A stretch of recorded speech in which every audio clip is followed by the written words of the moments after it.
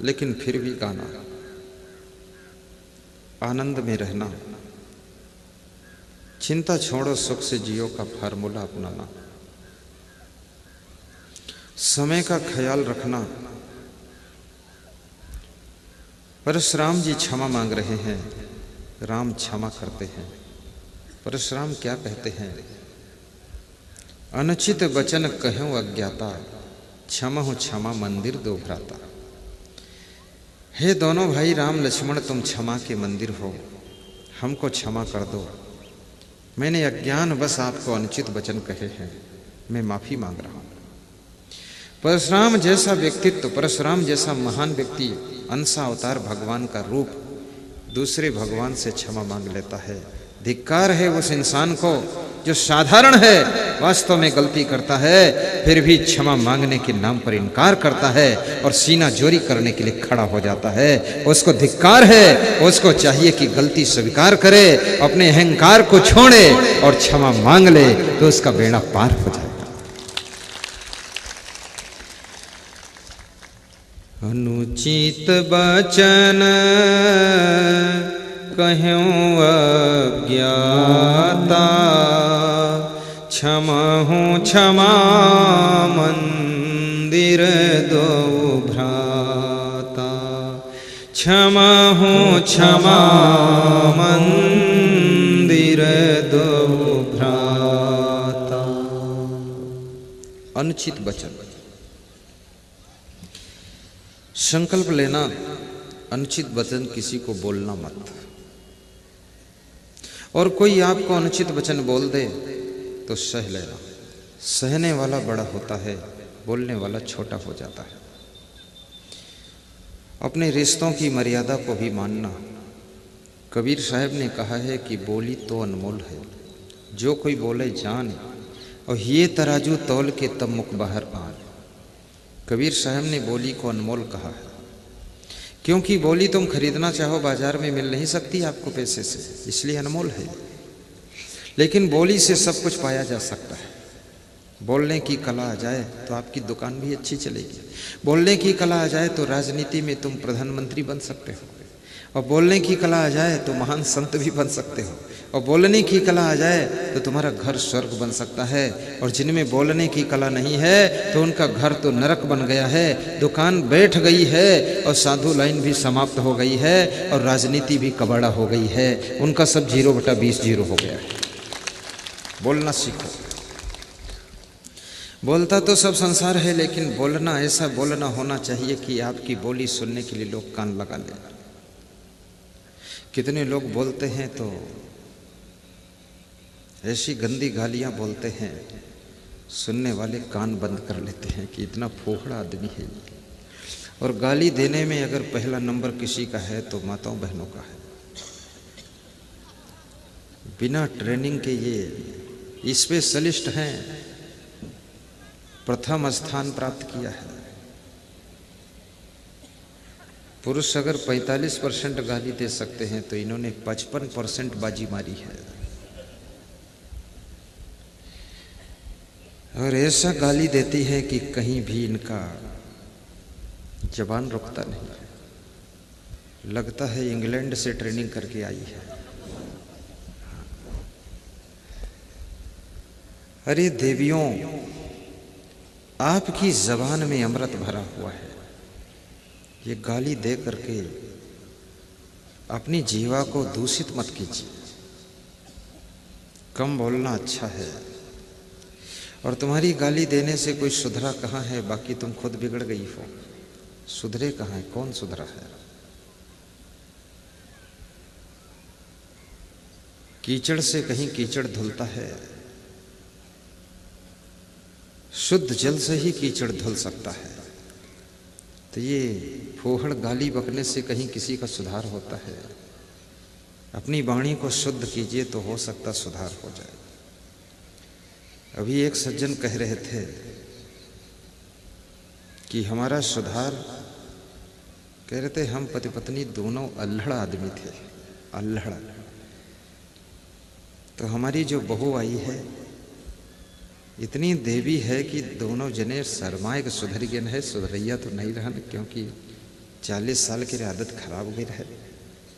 बेवकूफ़ आदमी हम लोग, लेकिन बहू इतनी कोमल करुणावान है कि उसके सामने हमको भी बदल जाना पड़ा है। अब हम गाली गलौज नहीं करते हैं, शांत रहते हैं। तुम्हारी मधुर वाणी, सुंदर स्वभाव दूसरों को भी चेंज कर सकता है। मृदु वाणी, सुंदर स्वभाव सभी सुखों की खान है। प्रेम की गंगा बहे जहां पर, वह घर स्वर्ग समान है, वह घर स्वर्ग समान है। बजाओ ताली।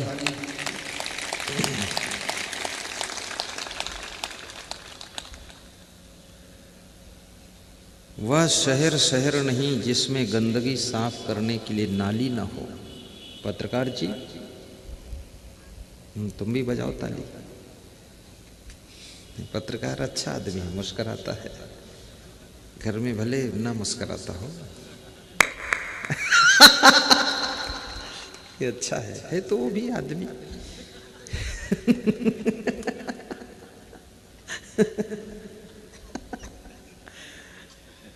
बढ़िया, ठीक। तो कुछ सुनाने जा रहा था, पत्रकार के प्रेम में भूल भी गया। वह शहर शहर नहीं जिसमें गंदगी साफ करने के लिए नाली न हो, और वह मकान मकान नहीं जिसमें अतिथि के लिए 1-2 कमरा खाली न हो।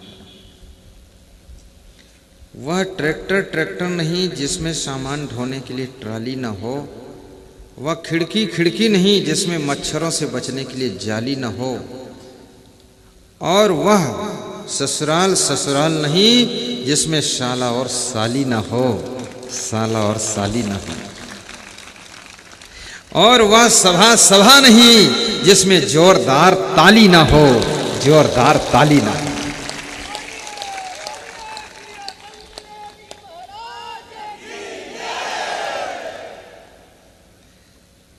तो मैं इसलिए सुनाया इसको कि यहाँ जरा जोरदार ताली बजना चाहिए। इसमें ऐसा लगता है कि आधे लोग तो मुर्दा ही है पूरे। हाँ, ताली ने कोई दूसरे की टांग पर हाथ बजा दो बेटा। अरे अपने हाथ इतना नहीं ज्ञान है कि ताली हाथ हम मारी जाती कि दूसरे की टांग मारी जाती।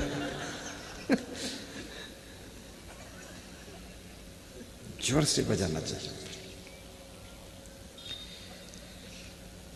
मुस्कुराते रहो, गुनगुनाते रहो, वक्त जीवन का यूं ही निकल जाएगा। ओहो, मुस्कुराते रहो। राम बच्चन यादव, मुस्कुराओ, मुस्कुराते रहो। कुछ लोग तो इसलिए नहीं मुस्कुराते कि कह रहे हैं कि मोहम्मद दांत ही नहीं तो मुस्कुराई का। दांत हो ना हो तब भी मुस्कुराओ, अंदर का आनंद आएगा। मुस्कुराते रहो, गुनगुनाते रहो, वक्त जीवन का यूं ही निकल जाएगा। मुस्कुराते रहो। वाह, कब मुस्कुराना है? जिस समय झाड़ू लगा रहे आप तब मुस्कुराइए, मुस्कुरा कर झाड़ू लगाइए। जिस समय रसोई में धुआं भरा हो, आंखों में भर रहा हो, आंखें खुल न रही हो, तिलमिला रही हो, उस समय मुस्कुराइए और रसोई फिर भी एन तेन प्रकार तैयार कीजिए, समय पर बना दीजिए। लकड़ी गीली है तो भी तैयार कर दीजिए, तो समझ लो आपकी मुस्कान हजारों को मुस्कान में बदल देगी। रात में 10 बजे हाथ पांव धो करके रजाई ओढ़ कर तुम सो चुके हो, उस समय कोई मेहमान आ जाए, आवाज सुनकर, कुंडी खटखटाती सुनकर के मुस्कुराइए और रजाई से निकलिए, दरवाजा खोलिए, फिर चाय बनाइए और बिस्कुट खिलाकर चाय पिलाकर विदा कीजिए, तो समझ लो आपने अतिथि को भी मुस्कान प्रदान कर दिया। मुस्कुराने का अर्थ ये नहीं कि दिन भर बैठ रहो खाट पर मुस्कुरान करो। तो तुम्हारी पिटाई हुई कर रहे भैया, मुस्कान निकर सब जाइए। मुस्कुराने का अर्थ है दुकान पर बैठो तो मुस्कुराते रहो, ग्राहकों को मुस्कुरा कर डील करो, खुश होकर के काम करना ही मुस्कुराना है। प्रसन्न होकर के सुबह से लेकर शाम तक सारी व्यवस्था को मैनेज करना, यही मुस्कुराना है। गदगद मन से कपड़े धोना और गीत गाना। मैंने देखा एक संत कपड़ा धो रहा था, हमारा ही संत इसी में का, और भजन गा रहा था कि गुरु जी पुकारा करेंगे, रोज तुम्हारा कपड़ा धोया करेंगे। तब तक मैं पहुंचा, मैंने कहा क्या गा रहा है? बोले कुछ नहीं गुरुदेव, बस आप वाला ही गीत है। किसी कार्य को करने में आपको ऐसा न लगे कि ये मेरे ऊपर भार है या मेरे ऊपर लोड है, या ऐसा भी नहीं लगना चाहिए कि हम कहां फंस गए।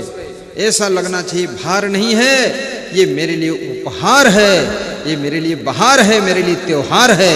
ये भार नहीं है, ये काम करने का मेरा विचार है।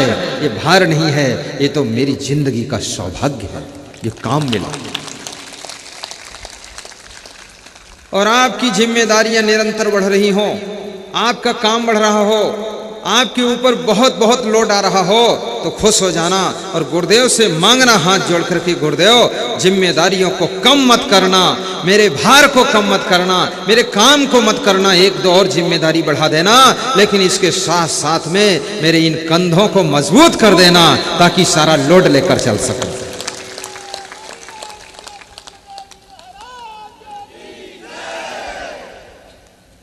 धन्यवाद। इस आदमी को मैं साथ ले जाऊंगा, बहुत जबरदस्त, मेरा आत्मबल बढ़ाते, बहुत श्रद्धा है।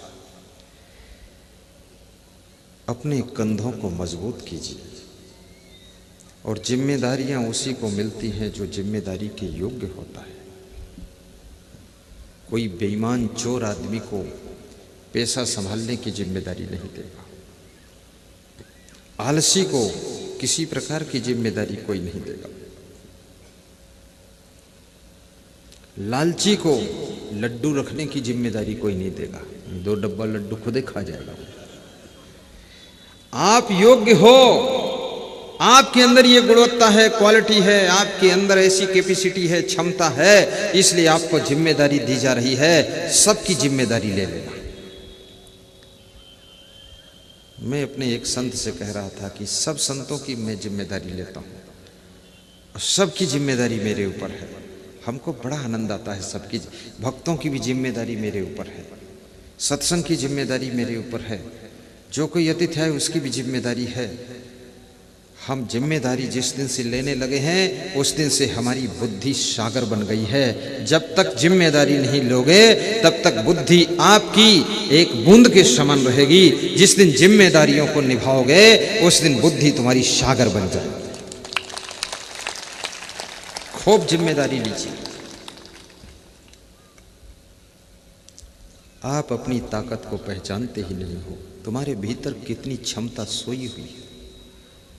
वैज्ञानिकों ने अनुसंधान किया है कि सामान्य मनुष्य अपनी बुद्धि का केवल 4% भाग प्रयोग कर पाता है। 96% उसकी बुद्धि यूं ही पड़ी रह जाती है, उसकी क्षमताएं सुप्त रह जाती हैं, उसकी शक्तियों का प्रयोग नहीं हो पाता है। पारिवारिक कलह कलेश के कारण, उलझन के कारण, मनोविकारों के कारण वह अपनी ताकत का प्रयोग नहीं कर पाता है। एक वैज्ञानिक 14% अपनी बुद्धि को प्रयोग करता है तब वैज्ञानिक बनता है। अगर आप 50% अपनी जिंदगी का सदुपयोग कर लो तो वैज्ञानिक से बड़े वैज्ञानिक हो जाओगे और इंसान नहीं फिर महान भगवान बन जाओगे। अपना सदुपयोग तो करो। आदमी बचपन से लेकर बुढ़ापे तक, जन्म से लेकर मृत्यु तक उलझा रहता है पारिवारिक कलह कलेश में, छोटी छोटी बातों में, उसी में दुखी रहता, व्यथित रहता, गुस्सा रहता, नाराज रहता, ईर्ष्या करता रहता, निंदा बुराई में फंसा रहता है। इसी में उसका सारा समय सभी बुद्धि नष्ट होती रहती है। इस जाल से अगर अपने आप को पार कर पाओ, बचा पाओ, तो देखना आपकी बुद्धि कितना कमाल करेगी। वो तुम सब प्राप्त कर लोगे जिसके बारे में तुमने सोचा भी नहीं होगा, वो भी तुम्हारे सब हाथ में आ जाएगा।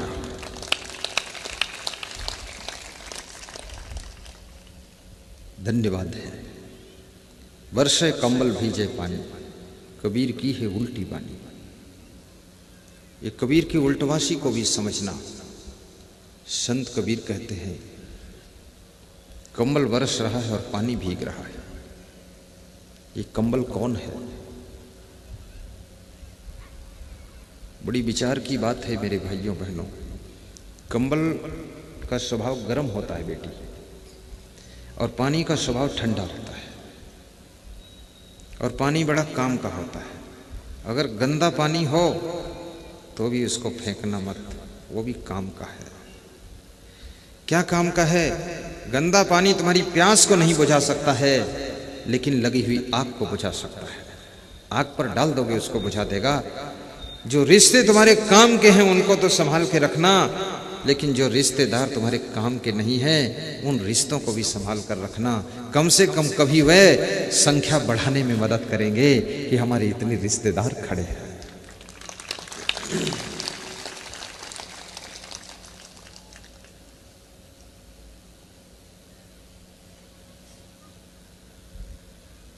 काम, क्रोध, मद, लोभ, ये मन कंबल है। मन रूपी कंबल के गरम गरम विकार काम, क्रोध, लोभ, मोह, ईर्ष्या, द्वेष, अहंकार बरस रहे हैं। शीतल शांत स्वरूप आत्मा इन मनो विकारों की आग में जल रही है, भीग रही है। यदि यहाँ पर कोई सत्संग के द्वारा सद्गुरु ज्ञान की बरसात कर दे तो मनोविकारों की आग बुझ सकती है और जीवन में शीतलता की प्राप्ति हो सकती है। जो आग लगाई है तुमने, जो आग लगाई है तुमने, उस आग से तन मन जल जाए। जो प्यास बुझाई सद्गुरु ने, उस ज्ञान से तन मन खिल जाए। जो आग लगाई है तुमने, उस आग से तन मन जल जाए। जो आग लगाई है तुमने। आपके भीतर शांति आए, सीधे बैठ जाएं। आपको शीतलता की प्राप्ति हो। सद्गुरु मिले बहुत सुख लहिए, सद्गुरु शब्द सुधारें। कहें कबीर ते सदा सुखी हैं, जे यह पद ही विचारें। सद्गुरु कबीर साहिब कहते हैं, जैसे फूल मिल जाए तो खुशबू मिल जाती है, शक्कर मिल जाए तो मिठास मिल जाती है, ऐसे सद्गुरु मिल जाएं तो आपको सुख और शांति मिल जाती है। सद्गुरु की खोज करना, उनके चरणों में मन की डोरी बांधना। कहें कबीर ते सदा सुखी हैं, जो यह पद ही विचारें। कबीर साहब कहते हैं वे सदैव सुखी रहते हैं जो मेरे इस पद का विचार करते हैं। ना हरि भजस न आदत छूटी। इंसान ना तो गुरु की भक्ति करता है और ना तो अपनी बुरी आदतों को छोड़ता है। आज से संकल्प लीजिए कि अपनी उन आदतों का आप त्याग करेंगे जिनके कारण घर में कलेश होता है, आपस में शांति नहीं रहती है। उन आदतों को छोड़िए जिससे आपका नाम बदनाम होता है। उन आदतों को भी त्याग कीजिए जिससे आपका विकास रुका हुआ है। उन आदतों को भी छोड़ करके ऊपर उठिए जिन आदतों के कारण तुमको जीवन में शांति नहीं मिली है, उन्नति रुकी हुई है। और उन आदतों को भी छोड़ दीजिए जिससे आपके दांत गंदे हो जाते हैं। जिन